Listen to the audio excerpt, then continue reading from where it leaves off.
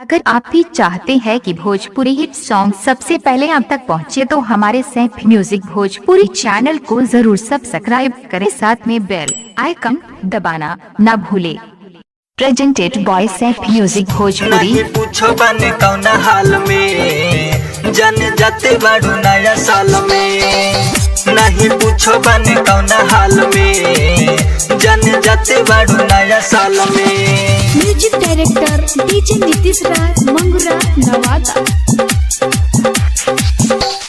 लागतावे हरदी हो गइल मोटी कोड़, लागतावे हरदी हो गइल मोटी कोड़। नहीं पूछो बानी कौना हाल में, जन जाते बाड़ू नया साल में। नहीं पूछो बानी कौना हाल में, जन जाते बाड़ू नया साल में।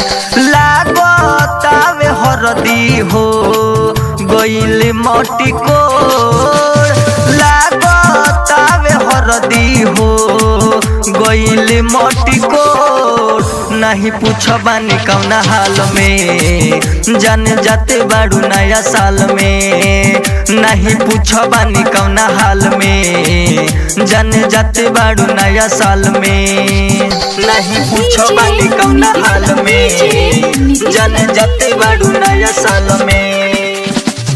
नहीं पूछो बानी कौना हाल में, जन जाते बाड़ू नया साल में।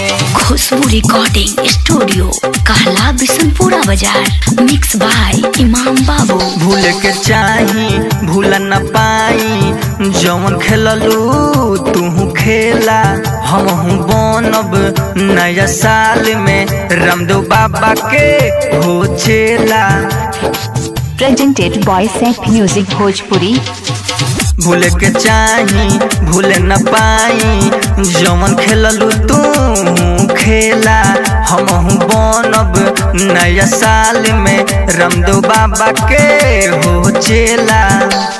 पहिले वाला बात अब नइखे चाल में हो, पहिले वाला बात अब नइखे चाल में। नहीं पूछो बानी कौना हाल में, जन जाते बाड़ू नया साल में।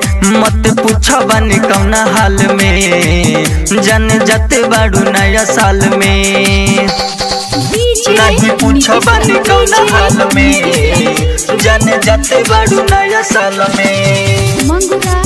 नहीं पूछो बानी कौना हाल में, जन जाते बाड़ू नया साल में। खुशबू रिकॉर्डिंग स्टूडियो कहला बिशनपुरा बाजार। मिक्स बाय इमाम बाबू। तोहर दुल्हा अब आई है हो, तोहके डोली में लेके जई है हो। मन लागी ना दिल मानी ना, कहाँ होता वे शादी हम जानी ना। Presented by Saif music Bhojpuri. तोहर दुल्हा अब आई है हो, तोहके डोली में लेके जई है हो।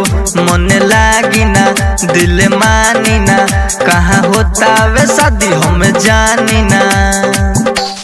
रोवा तारे गुडू इमाम पर जाई हो, रोवा तारे सैफ सफारी बुरा हाल में।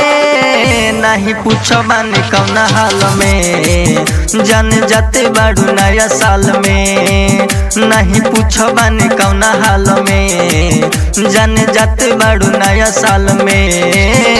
Presented by Saif music Bhojpuri.